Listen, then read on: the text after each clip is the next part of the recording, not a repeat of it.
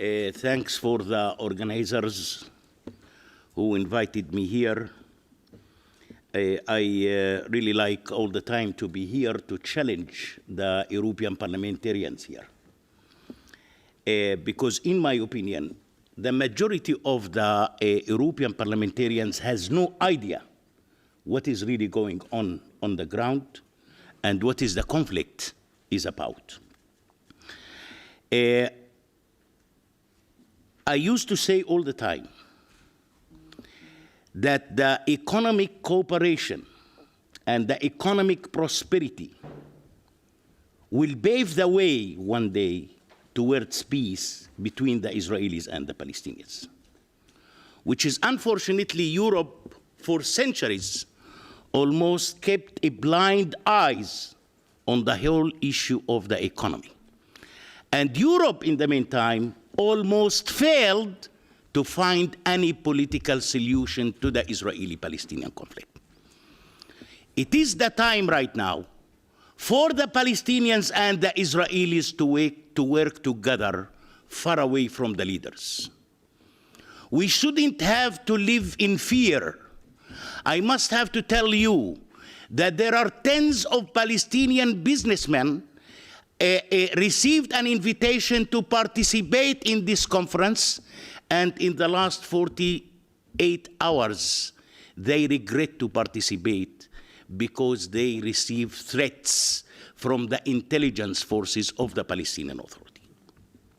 We used to be tens sitting here on this stage to speak about the economic situation.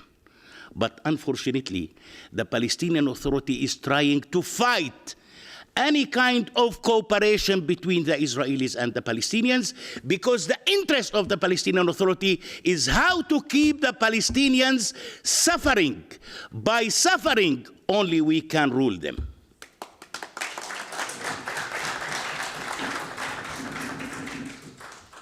Friends, the BDS is a movement which is trying to use the Palestinians in terms to gain power and money. And this is one of the major problems in Europe. Because if Europe tomorrow will cut the funding on the BDS like Trump cut the funding on UNRWA, no BDS will exist in the coming 6 months.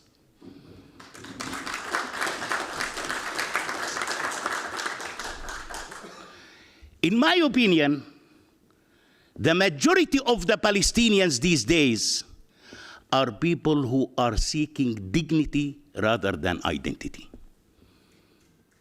This is one of the most important issues. And dignity can be achieved only via an economic prosperity. I used to teach my Palestinian colleagues in the refugee camps that homeland is not the place where you're born. Homeland is the place where you can get dignity, justice, and freedom.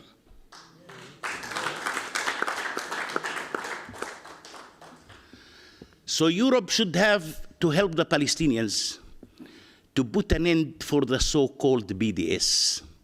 It's much better for the parliaments in Europe to send the money directly to the Palestinians rather than to give it to the BDS. The BDS is just using us. The BDS will never ever help us. The BDS will never ever want to achieve any kind of peace between the Israelis and the Palestinians. The BDS want to destroy Israel, and as a Palestinian, I don't have time for that.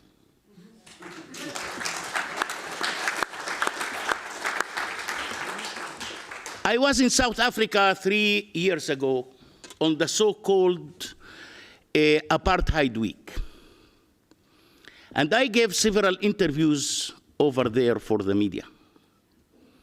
One of the newspapers contacted the BDS member in South Africa to get his reaction on my thoughts.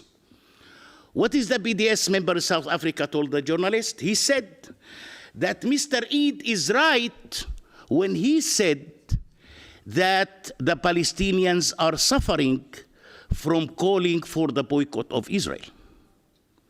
But he added, the BDS member added to the journalist, that it is going to be a short-term suffer with a long-term benefit.